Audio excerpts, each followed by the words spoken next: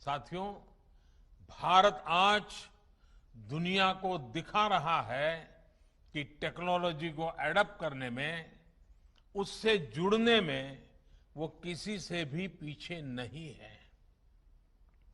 Innovations की बात हो, सर्विस डिलीवरी में टेक्नोलॉजी के इस्तेमाल हो, भारत दुनिया के बड़े देशों के साथ मिलकर ग्लोबल लीडरशिप देने की क्षमता रखता है। पिछले 7 सालों में भारत ने अपनी प्रगति को जो गति दी है, उसमें टेक्नोलॉजी के सही इस्तेमाल की बड़ी भूमिका है।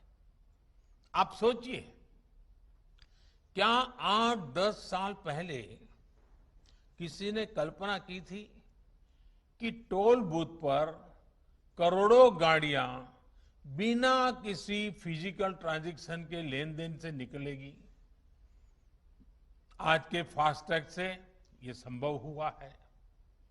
क्या 8-10 साल पहले किसी ने सोचा था कि दूर सुदूर गांव में बैठा कोई हस्तशिल्पी अपने प्रोडक्ट दिल्ली के किसी सरकारी दफ्तर में सीधे भेज पाएगा?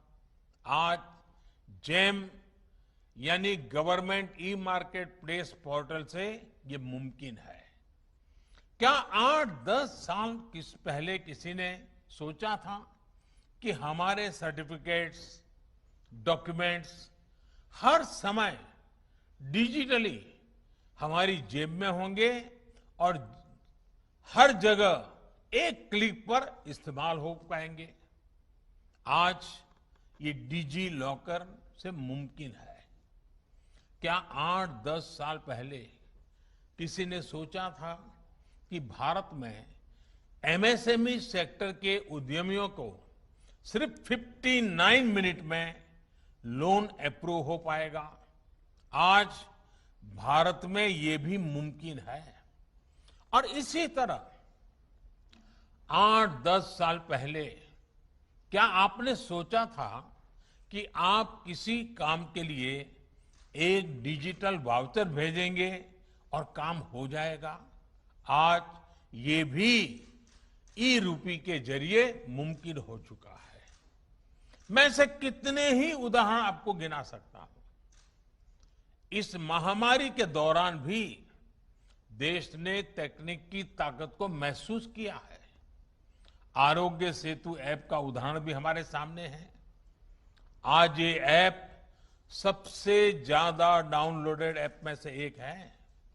इसी तरह कोविन पोर्टल भी आज हमारे वैक्सीनेशन प्रोग्राम में, वैक्सीनेशन सेंटर के चयन में, रजिस्ट्रेशन में, वैक्सीन सर्टिफिकेट प्राप्त करने में देशवासियों की बड़ी मदद कर रहा है। पुरानी व्यवस्था चल रही होती तो वैक्सीनेशन लगवाने के बाद सर्टिफिकेट के लिए दौड़ना पड़ता रहता था। दुनिया के कई बड़े देशों में भी आज पेपर पर हाथ से लिख करके सर्टिफिकेट दिया जा रहा है। लेकिन भारत के लोग एक क्लिक में डिजिटल सर्टिफिकेट डाउनलोड कर रहे हैं। इसलिए आज भारत का कोविन सिस्टम दुनिया के कई देशों को आकर्षित कर रहा है। भारत इसे दुनिया के साथ साझा भी कर रहा है।